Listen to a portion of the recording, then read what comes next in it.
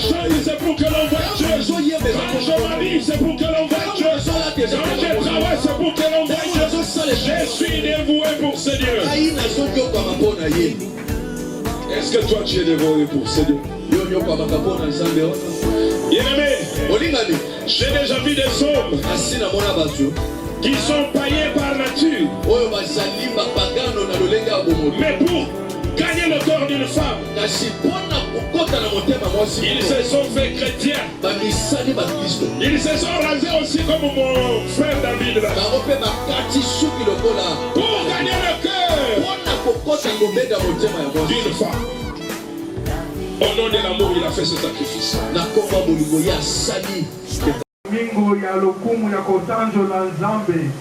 Salut celui qui est à côté de toi.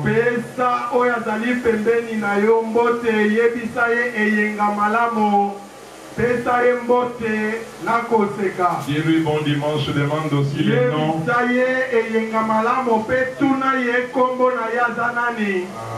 C'est comme ça. Pas arriver sur la route, tu commences à le voir. Tokutani na nzela bokomi koloba te frère songolo te esengeli toyeba na bakombo. Quand tu les salues frère Berishi, ça fait du bien. Atango koloba na ye frère Beliche mbote na yo, frère Mankoche mbote na yo, wana malamu ya solo. Que Dieu vous bénisse. Kolo apambola biso. Incline ta tête dans la prière. Nous voulons écouter la parole de Dieu ce matin. Dis au Saint-Esprit de te parler. Dis le Saint-Esprit, parle-moi. Parle-moi ce matin. Parle-moi ce matin.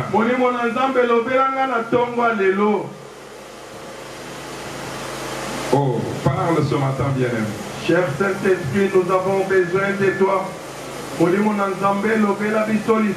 Saint-Esprit, domine dans ce lieu. Nous voulons que toi tu parles.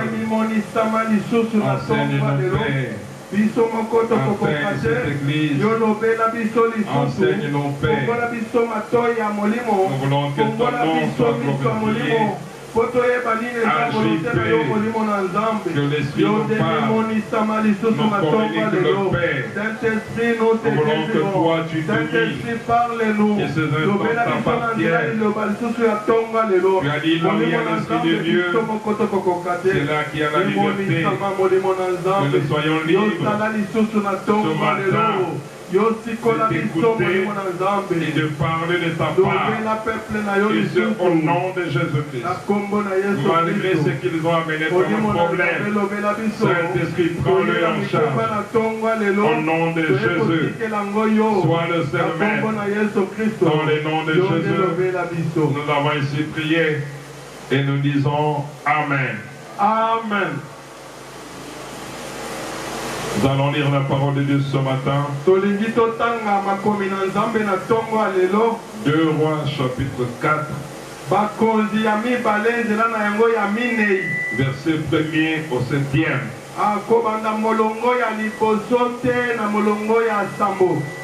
Nous allons aussi aller Proverbe chapitre 6. Verset 1er au 5e. Nous lirons aussi Proverbe 22. 26 à 27. Je vais parler lentement pour que tu comprennes cela. 2 Rois chapitre 4. Verset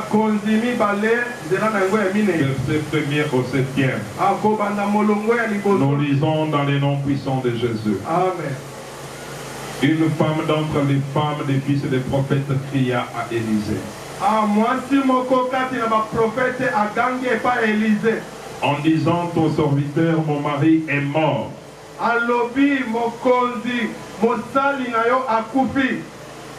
Et tu sais que ton serviteur craignait l'Éternel. Or le créancier est venu prendre mes 2 enfants et en faire ses esclaves.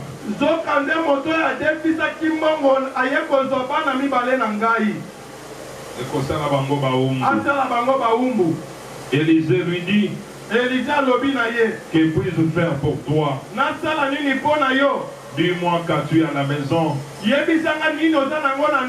Elle répondit, ta servante n'a rien du tout à la maison qu'un vase d'huile.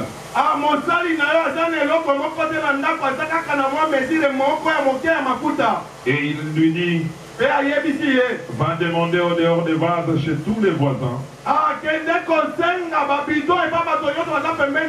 Des vases vides et n'en demande pas un petit nombre. Et quand tu seras rentré, tu fermeras la porte sur toi. Sur toi et sur tes enfants. Tu verseras dans tous ces vases. Et tu mettras du côté ceux qui seront pleins. Alors elle les quitta. Elle ferma la porte sur elle et sur ses enfants. Il lui présentait les vases et elle versait.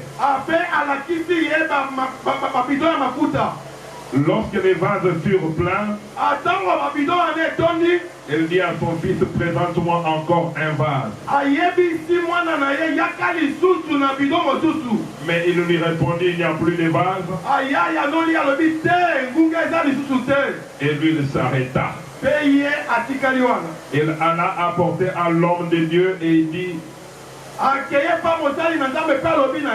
va vendre l'huile, paye ta dette, tu vivras toi et tes fils de ce qui restera.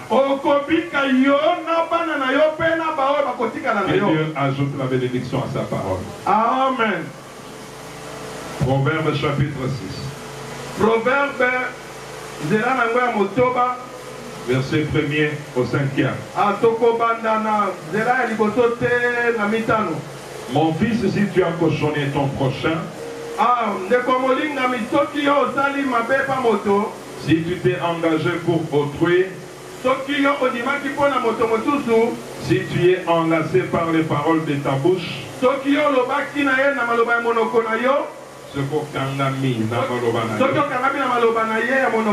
si tu es pris par les paroles de ta bouche, fais donc ceci, mon fils. Dégage-toi. Parce que tu es tombé au pouvoir de ton prochain. Va, prosterne-toi.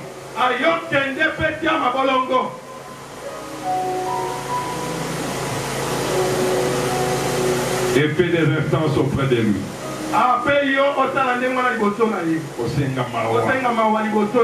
Ne donne ni sommeil à tes yeux, ni assoupissement à tes paupières. Dégage-toi comme la gazelle de la main du chasseur.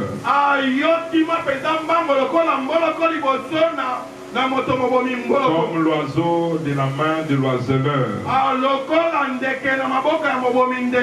Proverbe 22. Verset 26 à 27. Ne sois pas parmi ceux qui prennent des engagements, parmi ceux qui cautionnent pour des dettes,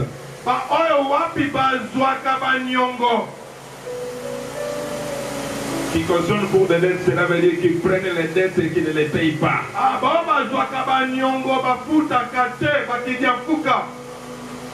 Je pensais que tu me donnerais un amen. Si tu n'as pas de quoi payer, pourquoi voudrais-tu qu'on enlève ton lit de dessous toi?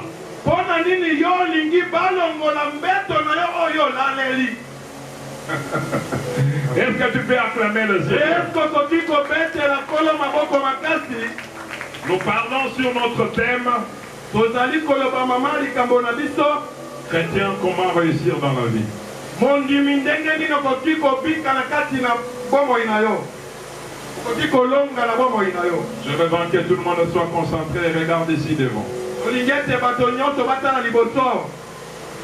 La réussite est l'apanage des enfants de Dieu. Kolonga ezali oyo bana na Nzambe. Parce qu'un homme n'a pas été créé pour être dominé, mais il a créé pour dominer sur la terre. Moto akelema tipo ete ye akonza kasi bakonza yete na moi oyo. Est-ce qu'il y a quelqu'un qui me comprend? Est-ce que moto moko asosoli? Si Dieu t'a créé pour dominer, cela veut dire que tu as le pouvoir de faire toutes choses. Soki Nzambe akeli yo boyo konza. Quelqu'un qui a le pouvoir, c'est quelqu'un qui a réussi dans sa vie. Et il a dit, j'aimerais que tu prospères à tous égards comme prospère l'état de ton âme.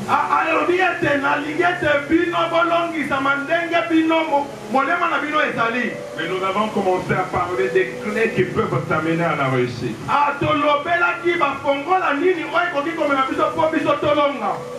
Mais la 12e clé de la réussite,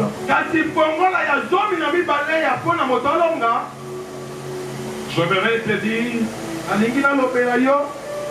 tu ne peux pas réussir dans la vie si tu as la vie de dette. Oh, tu ne m'as pas compris, donne-moi d'abord un amen. Tu ne peux pas réussir dans la vie si tu as la vie de dette. Il y a ton voisin, cesse la vie de dette, sinon tu ne réussiras jamais dans la vie.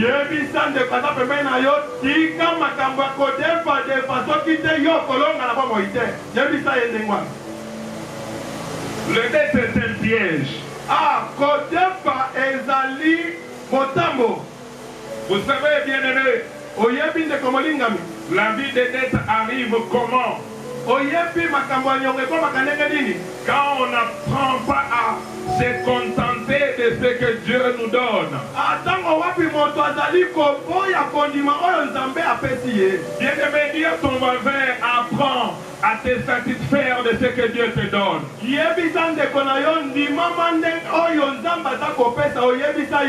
que Dieu te donne, c'est ce qui t'accorde la paix. Ce que Dieu te donne, c'est ce qui va te donner l'avancement. Contente-toi de ce que Dieu t'a donné. Vous voyez, si nous souffrons aujourd'hui, c'est à cause d'Adam et Ève. Il ne s'est pas contenté de ce que Dieu lui a donné. Ils ont voulu voir plus que ce que Dieu leur a donné. Si tu manges de ce fruit-là, tu seras comme Dieu. Écoute-moi bien, si tu n'apprends pas à te contenter de ce que Dieu te donne, tu souffriras dans la vie. Voyez aujourd'hui même les hommes de Dieu que vous voyez, les visages qui est devenu comme du goudron. Non, il ne veut pas se contenter de la peau que Dieu lui a donnée. Voilà pourquoi il va se brûler la peau.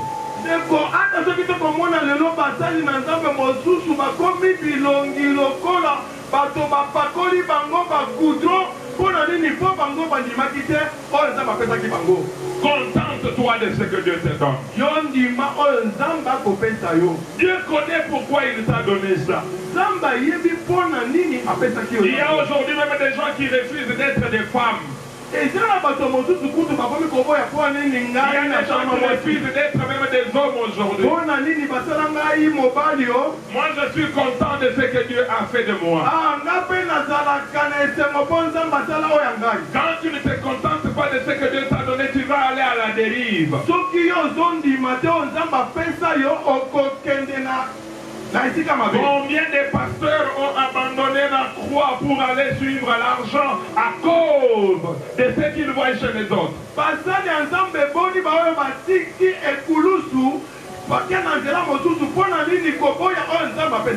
Contente-toi de la grâce que Dieu t'a donnée.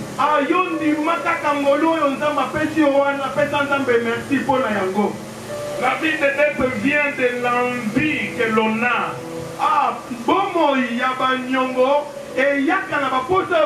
Dis à ton voisin, c'est la vie d'envier les autres. On dit à ton voisin, c'est d'envier les autres. Cesse d'envier les autres. Tu peux envier un habit. Tu marcheras dans les boutiques, tu ne trouveras pas. Et pourtant, il est allé seulement à Gambela, là il a choisi 5 000 francs. Et tu vas voler pour ça. L'envie. Écoute-moi, bien-aimé. L'homme qui envie ne vivra jamais une vie de tranquillité. L'envie va se succéder par un autre envie. L'envie apporte l'homme dans l'insatisfaction. Et puis finalement, tu vas entrer dans les maisons.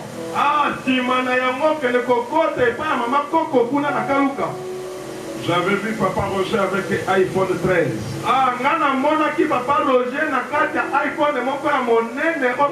Je dois être bien-aimé, vous êtes envoûté. Le but du téléphone, c'est quoi? Même si je n'avais pas de moyens d'acheter, j'allais me contenter de mon cocoli. Parce que je sais appeler et je sais me faire entendre.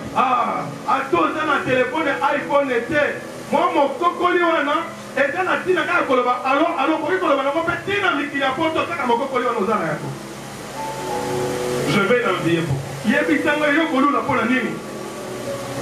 Et tu vas aller t'endetter. Et quand tu t'es endetté, et ta vie est devenue un cycle infernal. Et les chaises là-bas, même une chaise derrière la lissa, mon toit va.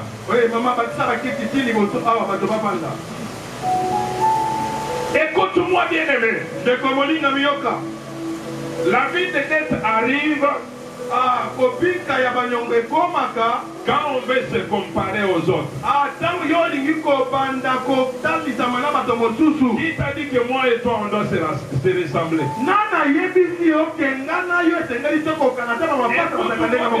Avoir dans la vie d'une personne, c'est une question de saison.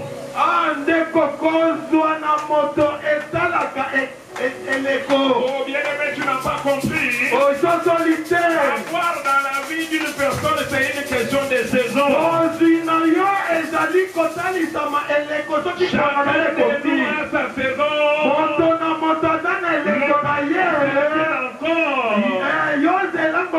Les vaincus d'hier, ce sont les vainqueurs d'aujourd'hui. Est-ce que tu as compris? Pourquoi je vais me comparer à une autre personne? Oh, il est jeune de mon âge. Il marche en véhicule. Il faut que moi aussi je marche. Il t'a dit que le véhicule apporte la paix. Il t'a dit l'argent apporte la paix dans la vie. Ce qui apporte la paix dans la vie d'une personne, c'est avoir le Christ. Mais le reste des choses, quand tu veux vivre la vie de comparaison, la vie de concurrence, je connais des gens aujourd'hui, ils n'ont pas de parcelles, encore moins une voiture, parce que leur vie était quoi? C'est une veste sortie sur la route. Veste. Je dois aussi acheter. Qui t'a dit nous devons nous habiller au même moment? Aujourd'hui, je peux refuser de m'habiller. J'ai un objectif de réussir dans la vie. Je fais mes épargnes pour me faire mes moyens qui m'assureront mon indépendance. Mais toi, tu vas te comparer. Vous savez, la vie de comparaison, c'est ce qui est quand même Caïn a tué Abel. Tu vas tuer ton frère inutilement. Même si tu le tues, ce qui est sur lui ne viendra jamais à toi. Pourquoi je vais me comparer à l'autre? Mais tu dois te comparer d'abord à Christ. Fais des efforts pour devenir comme Christ. C'est lui notre modèle. Christ qui avait tout, il n'avait qu'une seule robe. Oh, tu ne m'as pas compris. Je l'ai vu dans la Bible où on me dit que Christ avait une valise de biens. Jamais une seule robe. Mais toi, la vie de comparaison. Et ça va t'amener à la vie de vol. Et tu vas arriver dans les dettes. Ce qui amène encore les gens à la vie de dette, c'est le vouloir paraître devant les gens. L'orgueil. Tu ne veux pas te contenter des maigres moyens que tu as. Tu as un standing de $500 le mois, mais tu veux vivre comme quelqu'un qui a $3000 le mois. Papa na bino mafuta kaye $300 obite papa ngana lingika kanaka le kotaka na école mafuta ka $500. Et tu fais des efforts autour de te placer à côté des gens qui ont des moyens pour qu'on te voie que tu as. Yo lingika ka okenda ka kopima na bato bazana ba moyen pour na peke yo kozala ba moyen te. Tu vas être criblé de dettes. Yo okozala moto yo atilisa ka banyongo te. Oh, les protocoles, si vous voyez quelqu'un dormir, vous le prenez par le nom de médecin. Moni moto kolala se kaza suspect beta ya gogo ala muka. Dites à ton voisin, évite la vie de dette. Si tu veux réussir, évite la vie des dettes. Les dettes ouvrent un trou dans les finances de la personne.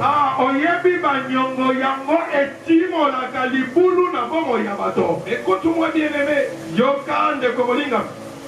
Ça ouvre non seulement un trou dans les finances, même un trou dans la personnalité de la personne.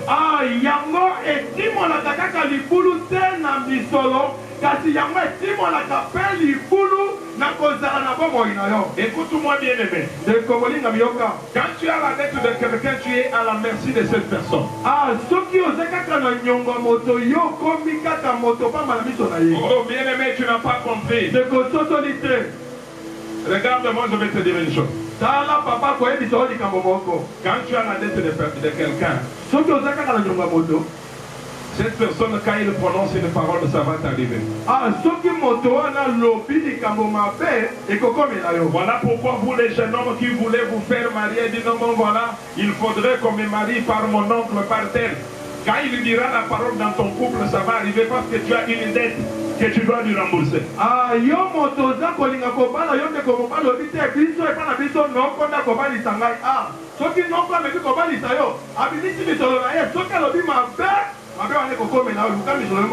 C'est une dette.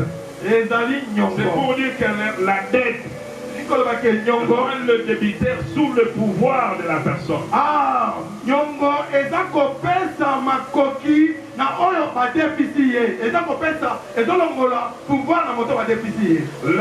dette rend la personne esclave.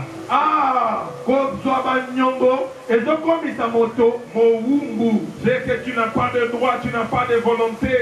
Ah, yo komi kaka moumbu, yo koki kotambola tambola pamba pamba te oza moumbu kaka mesika moko. Le créancier peut jouer même avec ton étoile. Ah, moto a déficit yo wana, ya kokata kosakana na étoile na yo. Parce que tu es son esclave. Après te yo zali moumbu na Ce ye. n'est pas moi qui dis, c'est la Bible qui dit ça. Bibili ande lobi yango ezali C'est ce papote. que nous avons lu avec vous ici. Yango anande totanga kina bino awa na C'est papote. ainsi que beaucoup de gens sont devenus pauvres dans la vie. Ah, bato ebele bakomi babola likolo na Parce banyango. qu'ils ont pris l'habitude d'avoir la vie de dette.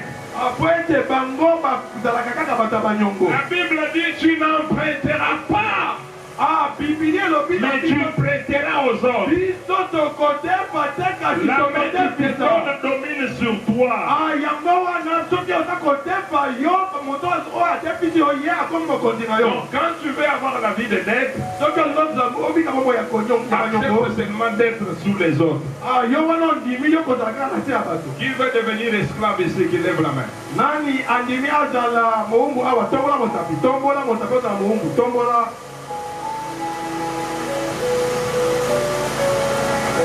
Dis à ton voisin, c'est la vie de dette. Yebisa ndeko aza pembeni na yo ndeko tika vi ya banyongo. Mais j'ai aimé le proverbe 22. Ah, tolingaki mingi proverbe 22. La Bible dit, ne sois pas le genre de chrétien qui cautionne les autres pour des dettes. Ah, Bible elobi na biso ete kozala lokola mondimi oyo wapi te yazwaka bato mpo na banyongo na ye. Ça veut dire, non, l'homme qui prend les dettes mais qui ne paye pas. Ah, moto wapi azwaka nyongo kasi afutaka te kidi afuka. Dis non, nous avons déjà mangé l'argent des sorciers et rien n'est arrivé. Ah, tayari biso kutu tosi tolia misolo ya badiabulu mabe kutu ekomela biso te. Seulement l'argent de vous les chrétiens. Kaka mbongo ya bino bato basambelaka. Et quand tu as une dette, il faut les payer. Ndeko molingami soki oza na nyongo esengeli ofuta yango. J'ai déjà vu la vie des gens détruite à cause des dettes. Ah, papa samoni bomo ya bato ebebi likolo ya banyongo. J'ai vu un gars qui avait une dette de $1000. Ah, papa monaki moto moko azalaki na nyongo. Et qui refusait de payer. $1000 ya azalaki koboya kofuta. L'homme, le créancier a dit, tu vas voir. Ah, mokolo mbongo alobi okomona. Sa femme était enceinte, une grossesse de 3 triplés. La grossesse de 6 mois, partie. Ah, mwasi ya moto badefisaki azalaki na zemi ya mapasa misato. Bala moko pe zemi wana esali nini epimi. Tout le travail que le monsieur faisait, détruit. Ah, mosala nyonso oyo mobali azalaki kosala ekufaki. Finalement, le couple s'est disloqué, la femme est rentrée chez elle, l'homme est rentré aussi chez elle. Ah, suka pe babalani bakabwani mobali azongi epai na bango mwasi mpe azongi epai na bango. Tout ça à cause de la vie de quoi, hein? Des dettes. Nyonso wana likolo ya banyongo. Proverbe 22 parle clairement. Ah, proverbe 22 Il lobeli dit, biso. ne cautionne pas. Ah, elobi ete kodefaka te ozanga kofuta. Ne garde pas la dette. Yo koboya kofuta nyongo J'ai te. peur qu'on enlève le lit sous toi. Ah, soki te bakoya kolongola mbeto na yo Est-ce que olalelaki. vous comprenez la dimension de ces choses? Est-ce oza kososola mbeto olalaki baye kolongola yango?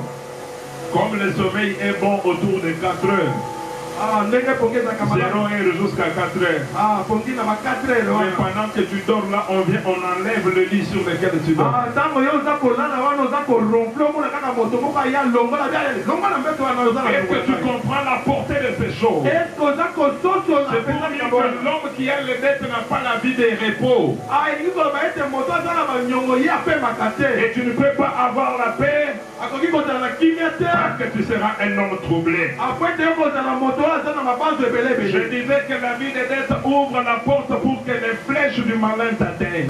Tu peux dire que tu as l'onction, Okoki koloba ete yo oza na nguya. mais la dette dilue l'onction. Ah, kasi banyongo yango ediminaka mpe ekitisaka nguya. N'importe quelle flèche peut t'atteindre. Ah, ata babeti yo ata flèche nyonso ekosimba yo Je likolo dis ya bien banyongo. n'importe quelle flèche peut t'atteindre. Oui, flèche nyonso ekoki kosimba yo. J'ai aimé le Proverbe chapitre 6. Ah, tolingaki mingi proverbe 26. Il dit que l'homme qui a des dettes est sous une corde. Ah, elobi ete moto aza na nyongo ye azali na kati ya singa. Ça veut dire qu'il a une corde. Elakisi ete ye aza na singa. Oh, est-ce qu'il y a des gens qui peuvent avoir le courage et ceux qui ont des dettes, levez vos mains. Dekokoboya te. Yo Les gens qui ont le courage, levez. Okendaki na mfika otepa mbongo. Lakisa. Les gens qui ont des dettes. Mais Dieu vous connaît, vous avez honte de quoi? Lakisa motakoza ba nyongo zoyo kasoni. Dites à ton voisin, tu as une corde au cou. Quand quelqu'un a la corde au cou, c'est deux objectifs. C'est limiter le progrès. Quand tu veux avancer, on te retire. Quand tu veux aller plus loin, on te remet. Le deuxième objectif, c'est quand il trouve qu'il ne t'a retenu, il ne gagne plus rien, il va te tuer.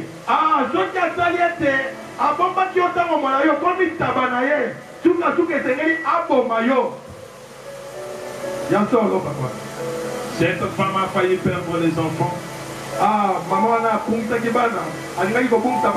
Ce qui m'a fait pleurer, c'est parce que c'était un homme de Dieu, mais avec des dettes.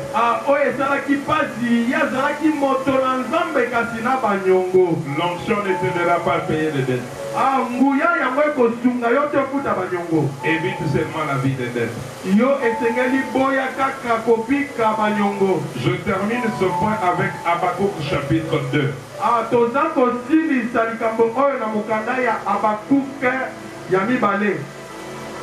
Est-ce que tu peux d'abord acclamer le Seigneur? Je sais que Dieu est curieux parce que tu te retrouves dans ce message.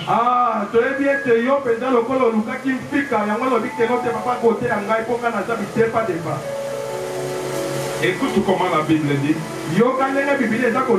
Ne sera-t-il pas pour tous un sujet de sarcasme?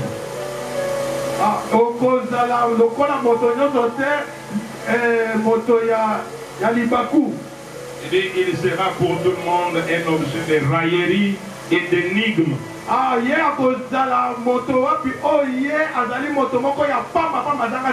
Moto oyo bazo seka. On dira malheur à celui qui accumule ce qui n'est pas à lui.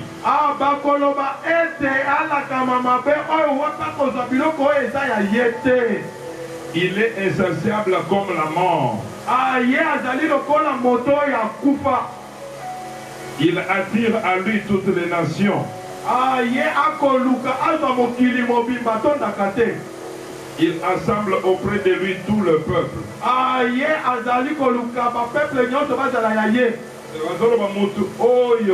Wana atonda kate moto banyongo atonda kate ye akobenda kaka batunyo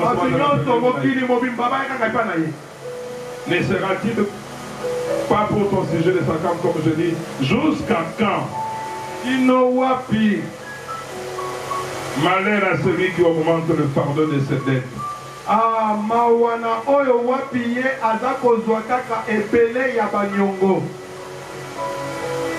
C'est moi qui ai dit, hein. On dit malheur à qui?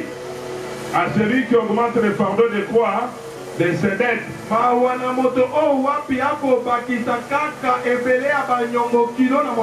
On dit tes créanciers s'élèveront-ils pas soudain?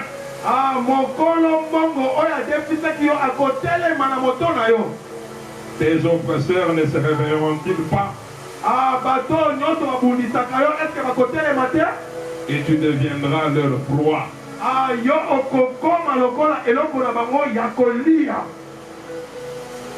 Enfant de Dieu, tu as compris. Bouge celui qui est à côté de toi. Dis-lui, les dettes vont réveiller même les adversaires qui dormaient. Ah, yango kolamusa ata anniversaire oyo nani yebisa ye c'est la rito zoloba te yebisa nde bana bebe na yo. Même les sorciers vaincus de ta famille seront réveillés par les dettes. Ata bandokyo bakweisamaka na libota na yo bango bakolamuka likolo ya bitepa nde bana yo. Et tu deviendras leur proie. Yo kokoma eloko na bango ya kolia. J'ai bien dit Habakkuk chapitre 2 verset 6 à 7. Tolobaki Habakkuk 2, 6 à 7. Les dettes réveillent même les ennemis qui étaient endormis. Ah, nyongoko ekolamusa ata bato babundisa yo kala bandoki wana bakolamuka likolo ya banyongo. Amen. Amen. Dis à ton voisin, cesse la vie des dettes. Yebisa ndeko aza pembeni na yo ndeko tika bidefa defako. Je vais parler de la 13e clé. Tolingi toloba fongola ya zomi na misato. Oh, dites-moi, ça entre ou ça casse? Est-ce que koki kopepa? Est-ce que zokota? Est-ce que zokota? Soki ebeti ekoti obete likolo maboko makasi mpona tete ekoti ya solo. Amen, amen, amen. Amen. Amen. Je parle de la 13e clé. Tozali koloba fongola ya zomi na misato. Voilà pourquoi nous lisons d'abord Yango wana toza kotanga nano. Proverbe chapitre 15 verset 22. A proverbe zomi na mitano nzela na yango ya tuku mibale na mibale. Nous lirons également Proverbe 13 verset 1er. A tokotanga lisusu proverbe zomi na misato nzela ya liboso. Nous lirons aussi Psaume 81 13 à 18. A tokotanga pe lisusu mokanda na nzembo 81 nzela na yango ya 6. Je vais parler peu. Itokoloba moke. On va continuer au courant de la semaine. A tokoloba mosusu na lomingo. Proverbe 15 verset 22. Proverbe 15 verset 22. Tu es là? Est-ce que vous allez avoir? Oh, dis-moi, tu es là. Est-ce que vous allez? La Bible dit, les projets échouent faute d'une assemblée qui délibère. Ah, ba prochaine abiso ezali kolongisa mate pona nini tokanisa malamu te. Mais ils réussissent quand il y a de nombreux conseillers. Ah, kasi yango ezali kolongisama soki bato ya toli ebele bazali na kati ya ba projet na yo. Proverbe 13 verset 1er. Proverbe 13 22. Un fils sage écoute l'instruction de son père. Ah, mwana oyo ya mayele ye ayokaka malako ya baboti na ye ya moboti. Protocole, mettez-moi debout tous ceux qui dorment. Protocole soki moto aza kolala beta ye kobola muka. On ne peut pas se moquer de Dieu comme ça. Basakanaka na nzambe te kolala te ndeko. La nuit tu fais où nous sommes encore le matin. Vraiment ndeko tozala motongo yo bandi konimba na buto kenaki wapi okenaki koloka to ozalaki kaka kolala. Otolaka ndenge nini. Évitez ce genre de choses dans la maison de Dieu. Esengeli ndeko totosaka maloba na nzambe yo kolala okonimba. Ce n'est même pas hygiénique, bien-aimé. Eza ata respecte respecte yo konimba ndeko. Quand on dort, il y a les sphincters qui se relâchent. Ah, tango yo ozali kolala ndeko eloko moko ekolongwa. Ne soit pas un scandale parmi les hommes. Oui, ndeko oza kolala oza konimba ozopongola mpe moloko na kati ya eklesi. Proverbe 13 verset 1. Proverbe 13 verset à liboso. Un fils sage écoute l'instruction de son père. Ah, mwana oya bwanya yokaka malako ya moboti. Mais le moqueur n'écoute pas la réprimande. Kasi oya mabe ye ayokaka te. Psaume 81 13 à 16. Ah, Psaume 81 13 à 16. 13 à 16. Il y a des gens qui s'attendaient au genre de prédication. Aucun de poteau. Ah, wana nde tolingaka papa. Okozwa visa lobby. La prédication n'est pas une déclaration. C'est Mateya ezaka déclaration te sengeli balakisa pe biso. La prédication c'est un enseignement, on doit te montrer le chemin. Et sengeli balakisa biso nzela oyo tokozwela visa. Proverbe 81. Proverbe 81. 13 à 16. La Bible dit, Bible lobby. oh si mon peuple m'écoutait, Ah, soki libota na ngai ezalaki koyoka ngai. Je lis Psaume 81. Psaume 81. 13 à 16. 13 à 16. Oh, si mon peuple m'écoutait, Ah, soki libota na ngai ezalaki koyoka ngai. si Israël marchait dans mes voies. Ah, soki Israël atambolaki na nzela na ngai. Dans notre version, c'est le verset 14. Ah, na nzela mosusu ezali 14. En un instant, je confondrai leurs ennemis. Ah, kaka na mwa minute moke banguna na bango bakokweya. Je tournerai ma main contre leurs adversaires. Ah, nakobalusa loboko na ngai liboso ya bato baza kobundisa bango. Ceux qui haïssent l'Éternel le flatteraient. Ah, baoyo wapi bayinaka nzambe bango bakweyaka. Le flatteraient. Ah, bango bakokende kosengasenga. Donc cela veut dire ceux qui haïssent Dieu commenceront à le flatter. Ah, baoyo wapi bayinaka nzambe bakobanda kobondela bondela bango bazoflate bango. Et le bonheur d'Israël durerait toujours. Ah, pe bozwi ya Israele yango ekozala seko na seko. Apparemment, il n'y a pas d'enfant de Dieu dans cette église. Ah, lokola kaka bana na nzambe bazate po ata amen moko Ils ne ezozala te. comprennent pas la portée de ce message. bazososola te makambo bibilia eza koloba nzokande bibilia soko yoki yango balobaka amen. Il dit, je les nourrirai du meilleur froment. Ah, elobi nakoleisa bango bilei ya malamu fufu ya malamu. Et je les rassasierai du miel du rocher. Ah, pe nakotondisa bango na mafuta ya nzoi oyo ya zamba. Si et seulement si quoi, Soki kaka nini mon peuple m'écoutait. libota na nga eyoki ngai. La 13e clé, Ah, fongola ya zomi na misato. la réussite dépend de l'écoute. Ah, kolonga ezali na nzela ya koyoka. Et des bons conseils que l'on reçoit. Ah, pe na batoli ya malamu oyo tozali kozwa. La réussite dépend de l'écoute. Ah, kolonga yango ezali kozwama na nzela ya koyoka. Et des bons conseils que l'on reçoit. Pe na batoli ya malamu oyo tozali kozwa. Un homme qui veut réussir dans la vie Moto oyo alingi alonga na bomoi na ye. doit apprendre à écouter. Esengeli ye ayekola koyoka. Dis à ton voisin, apprends à écouter. Yebisa ndeko aza pembeni na yo ndeko yekola koyoka. Dans l'église, nous avons maintenant des gens qui connaissent tout. Ah, na kati ya eklesia bato balingi susu koyoka te. Bato nyonso bayebi. Ils connaissent tout. Bato nyonso bayebi. Ils sont devenus des égales à Dieu. Ah, bango bakokani na nzambe nzoka kutu nzambe alobi toyebi kaka ndambo. Ils n'écoutent plus. Toyokaka lisusu te. Ils sont durs d'entendement. Ah, biso tokoma teti na koyoka nzambe. Comment tu vas réussir si tu n'écoutes pas? Ndenge nini ndeko okolonga soki oza koyokamela nzambe Avant te. toi, il y a des gens qui ont existé. Ah, yambo te yozala ndeko yeba bamosusu bazalaki. Il y a des gens qui ont été meilleurs que toi. Ah, ebele kutu bazalaki malamu mpe koleka yo. Mais qui sont tombés parce qu'ils ont refusé des conseils. Ah, bango bakweya po baboyaka toli.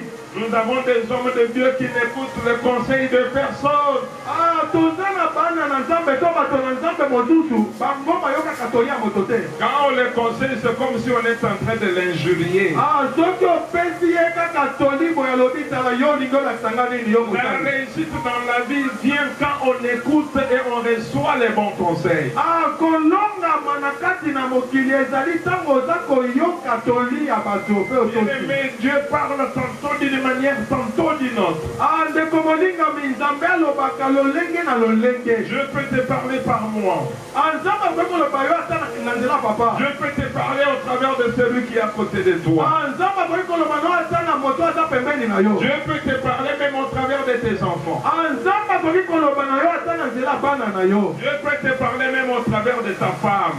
Nzambe mpe akoki koloba na yo ata na nzela mwasi na yo. Amen. Mais toi, tu as l'habitude de dire qu'est-ce qu'une femme peut m'apprendre. Ah, yo lobaka yango mwasi akolakisa ngai nini ya pesanga toli ya aza nani. Je peux te parler même au travers d'une femme. Nzambe akoki koloba yo ata na nzela mwasi na yo wana. Dieu peut te parler au travers de ton frère et de ta soeur. Mais si tu n'écoutes pas,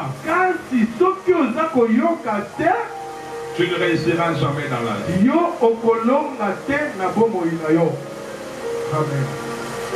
Pour écouter,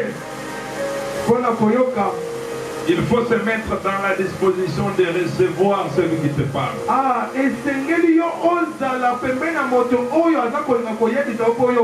Vous savez, des fois, nous nous fions à l'apparence de celui qui nous parle.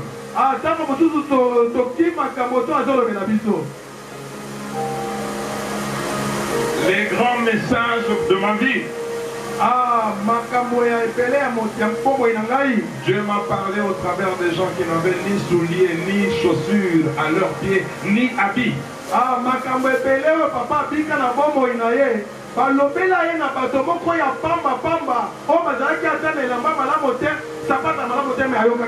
Et en plus que je ne connaissais pas.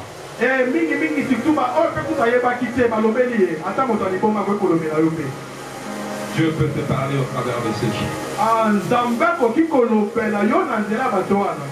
Dis à ton voisin, est-ce que tu as l'habitude d'écouter?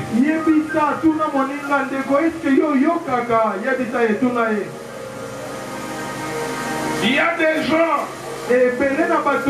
à peine tu ouvres la bouche pour le conseiller, avant même que tu n'aies parlé, lui a déjà détalé toute sa médiocrité devant lui. Il va te montrer comment il faut.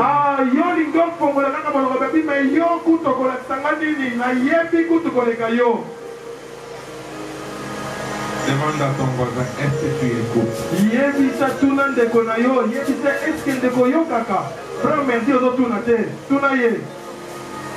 Demande-lui, est-ce que tu écoutes?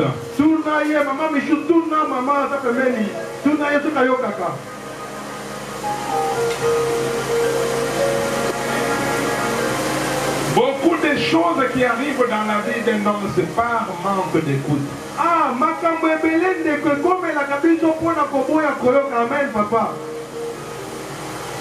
La bouche d'un vieillard est le pur.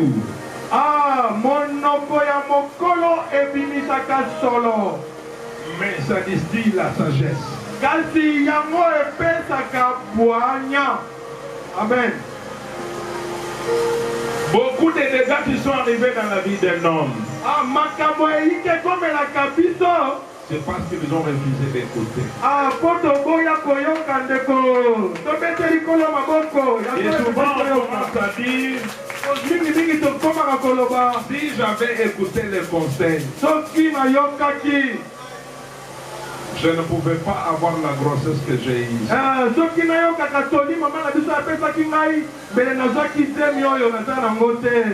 Si j'avais écouté les conseils, amen. Oh, vous avez la confession là.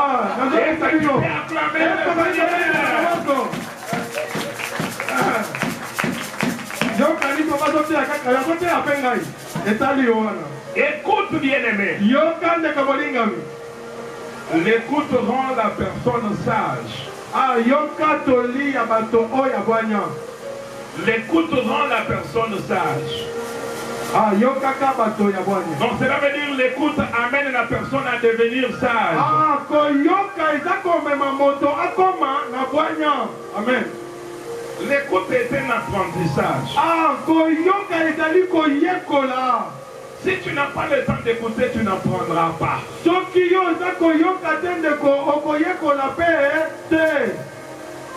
Tel que nous sommes ici, les gens qui écoutent la parole peuvent devenir des grands prédicateurs à cause de la parole qu'ils ont écoutée.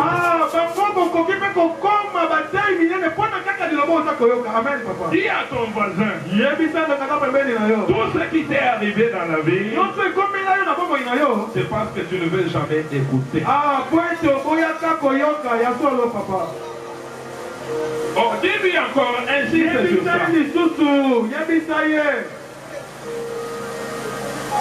On te dit c'est sur les marchés la nuit, tu refuses.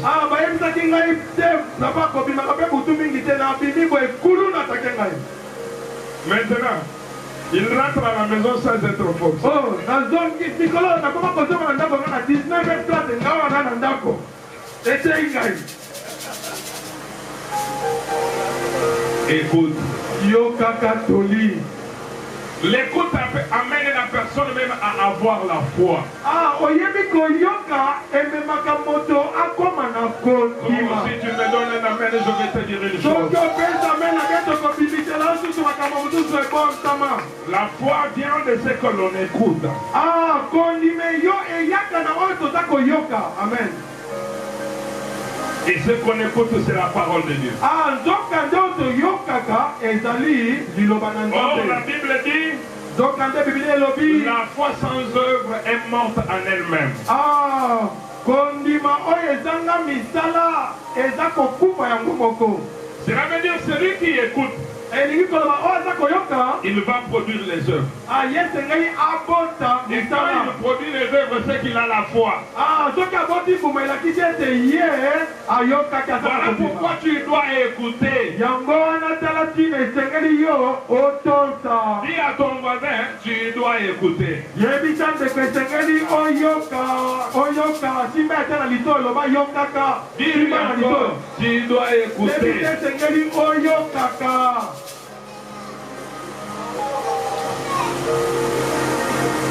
Amen.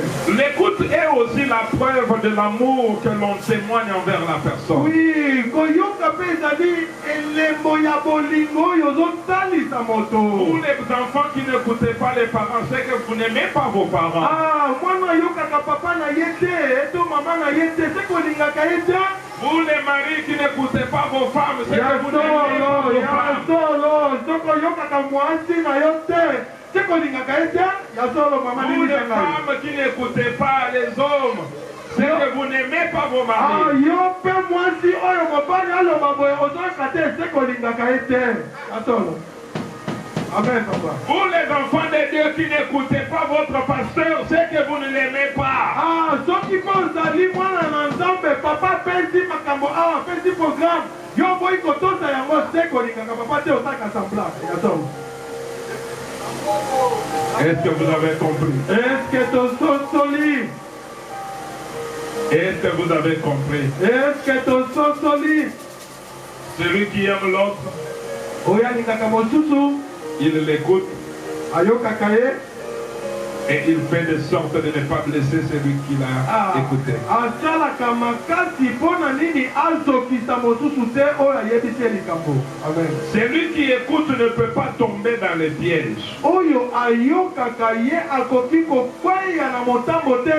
Bien-aimé, tu sais que même la sentinelle peut t'épargner du danger. Ndeko eske oyebi ke ata sinzeli oyo azalaka na force akoki Même la kobatela yo. bonne qui prépare pour toi peut t'épargner du danger. Ata bone oyo yo olingaka te wana ye akoki kobikisa yo. Même le chauffeur qui te conduit peut t'épargner du danger. Ata mokumbi motuka oyo amemaka yo wana akoki kobatela yo mpona likama ya mabe. L'homme qui écoute Moto oyo ayokaka ne peut pas tomber dans les pièges. akoki kokweya na motambo te. Parce que l'écoute Koyoka et les conseils, mpe toli. ce sont les avertissements.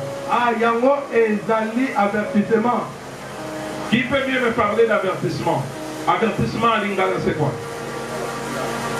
Ndi mbelisa, oui, mbelisa. Ouais, eza On mbelisa. t'avertit. Ya solo. Et va kokebisa. Kokebisa, oui. Akebisi yo avertissement. Alors dit keba. Qui n'a jamais été averti dans sa vie? Nani oyo nanu bakebisa ye te na vie. Na bomoi na ye. Et quand tu n'as pas voulu écouter, Soki ozoboya koyoka. tu tombes toujours dans les pièges. Yo kokweya ntango nyonso na mitambo. Mais quelqu'un qui tombe dans les pièges, quand est-ce qu'il va réussir? Moto ya kokweyaka na mitambo ntango nini ye akolonga. J'aimerais terminer pour aujourd'hui Tolingi kosilisa mpo na lelo. par Jérémie chapitre 7 verset 23. Ah, totangi na Yeremi 7 verset 23. tambo nzela na yango ya zomi na minei. Jérémie 7, 14. Oh oh. À 7, 23. Jérémie 7:23. Jérémie 7:23. Donc tout comme il fallait na mitato. Mais voici l'ordre que je leur ai donné. Ah, kasi tala mitindo na pesi bango. Écoutez ma voix Oyoka mongongo na ngai. et je serai votre Dieu. Pe na kozala nzambe na bino. Oh, je pensais que tu me donnerais un amen. Amen. Écoutez ma voix Yoka mongongo na ngai. et je serai votre Dieu.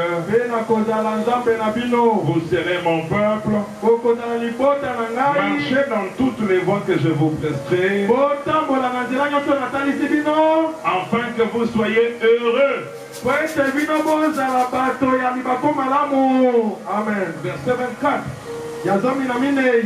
Ils n'ont point écouté, Bango bayoki te. ils n'ont pas point prêté l'oreille, Bango batiaki litoi te. ils ont suivi les conseils et les penchants de leur mauvais cœur. Ah, bango balandaki toli ya motema na bango ya Ils mabe. ont été en arrière et non en avant. Bango bazongaki nsima kasi bakendaki liboso te. Bien-aimé, si tu n'écoutes pas, Ekomolinga misoko oza koyoka te. tu seras en arrière. Okozala nsima. Tu n'iras pas de l'avant, Okokende liboso te. tu vas reculer Yokozonga kaka nsima. parce que Dieu n'est pas avec Po toi. ete nzambe aza na yo te. L'homme qui écoute Dieu, Moto oyokaka nzambe. Dieu est avec lui. Nzambe aza na ye. Oh, tu ne m'as pas compris. Ososoli te ndeko. Dans la vie d'un homme, Na kaka bomoi ya moto. la réussite, c'est quand Dieu est avec toi. Ah, soki olingi olonga soki nzambe nde aza na Comment yo. tu peux réussir quand Dieu n'est pas avec toi? Ah, soki yo olingi okwea soki Comment nzambe tu aza na peux yo te. réussir quand Dieu ne marche pas avec Ndenge toi? nakoki kolongisama soki nzambe azotambola Comment na tu yo peux te. réussir quand toi tu as laissé Dieu en arrière? Ah, ndenge nini akolingi kotika nzambe na nsima mpo La oyonga. réussite dans la vie d'un homme, Akolongisama na bomoi ya moto. c'est quand tu écoutes, Ntango oza c'est koyoka. alors que Dieu est avec toi. Ntango wana nzambe aza na La yo. Bible dit heureuse la nation dont l'Éternel est Dieu. Ah, biblia elobi ete libota malamu oyo nzambe azali nzambe na bango.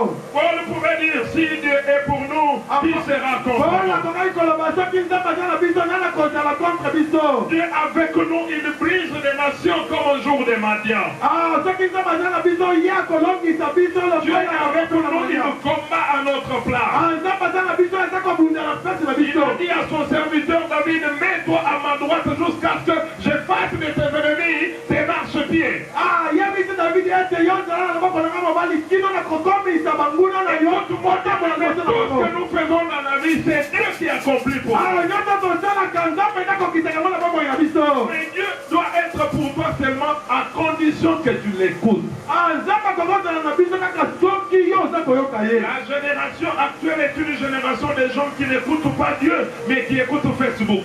Ah, bana lelo baza kaka baoyo wapi bango bayokaka te bango kaka Facebook Bayokaka TikTok, kaka TikTok mais Nzambe bayokaka te. nzambe bayokaka te ya solo. David dit, j'aime écouter Dieu. Ah, David alobi ete nalingaka koyoka nzambe. Parce qu'il parle de la paix à son peuple. Après te yalobaka makambo malamu mpo na libota na Que ye. le peuple ne puisse pas tomber. Après aza koloba mpo ete libota Tu ekoya te. tomberas parce que tu n'écoutes pas Dieu. Ah, yo kokoya mpo ete oyokaka nzambe te. Beaucoup d'enfants de Dieu échouent parce qu'ils n'écoutent pas Dieu. Ah, ebele ya bana na nzambe baza kokoya mpo baza koyoka nzambe te. Dieu est devenu leur grand-père. Ah, okomi di nzambe mpenza koko na yo. Dieu est devenu ton amant. Ah, nzambe akomi lokola mbanda na yo. Et tu ne peux plus l'écouter. Okoki koyoka ye Dieu est tozokundeli. devenu ton petit frère. Ah, nzambe akomi ti akomi neti na Et yo. tu as oublié que Dieu est un feu dévorant. Ah, obotoli ete nzambe azali moto oyo Je mpenza voudrais opelaka. te dire, celui qui n'écoute pas Dieu, nalingi koyebisa ete oyo oyokaka nzambe te. Dieu combat contre lui. Ah, nzambe abundaka mpo na ye.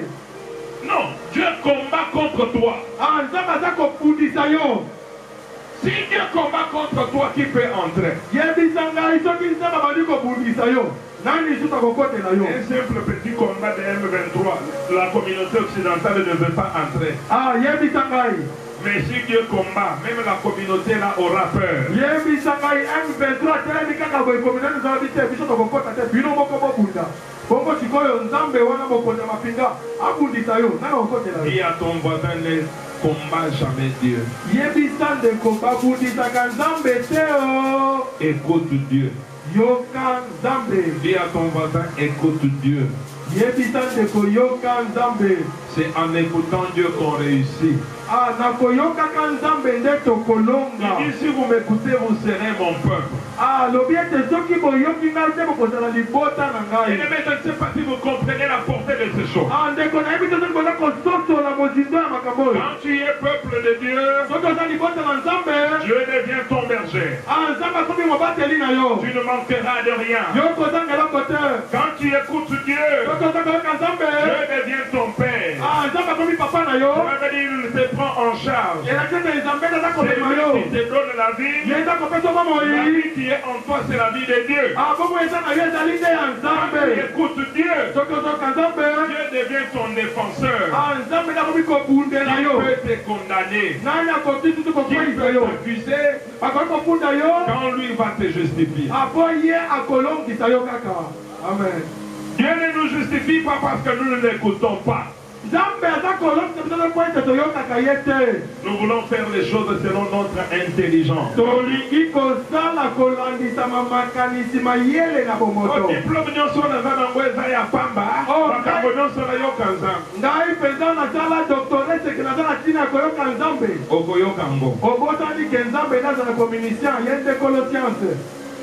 Est-ce qu'il y a quelqu'un qui m'a compris?